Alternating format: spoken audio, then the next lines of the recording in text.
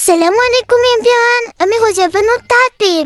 দেখো আজকে আমি রান্না করে দেখাবো গাজরের হালুয়া। আমার মা এগুলো সব ভালো করে ধুয়ে দিচ্ছে।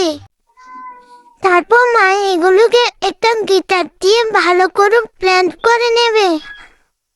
এই দেখো এখন মা এগুলোকে ভালো করে চিপিয়ে নিচ্ছে যাতে একটু পানি না থাকে। এই দেখো কতখানি পানি বের হয়েছে, আর এগুলো কত সুন্দর ঝরঝরে হয়ে গেল। এখন এগুলোকে ভালো করে ভাজতে হবে, সেজন্য মা 1 চামচ ঘি দিয়ে দিল।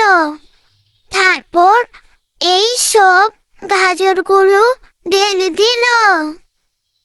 এখন গাজরগুলোকে অনবরত নাড়তে থাকবে যেন পুড়ে না যায়।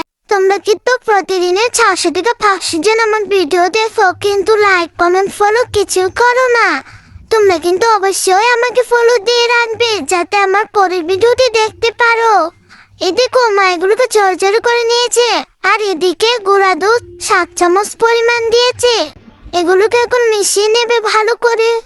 অন্যদিকে মা আগে থেকে ভালো করে দুধটা জাল করে নিয়েছিল এবং চিনি পরিমাণ মতো দিয়ে সামান্য লবণ দিয়ে এলাচি, দারচিনি, তেজপাতা দিয়ে রেখেছিল। এদিকে দুধটা অনেক ঘন হয়ে গেছে। এখন মা কোকোনাট পাউডার দিয়ে দিবে গাজরটার মধ্যে যাতে সব দিক দিয়ে মিশ্রণ হয়ে যায়। তারপর মা গাজরগুলো দুধের মধ্যে ঢেলে দিল। এই ঘনত্ব দুধের মধ্যে গাজরগুলো দেখতে অনেক সুন্দর লাগছিল। এই দেখো কত সুন্দর কালারফুল হয়ে গেল।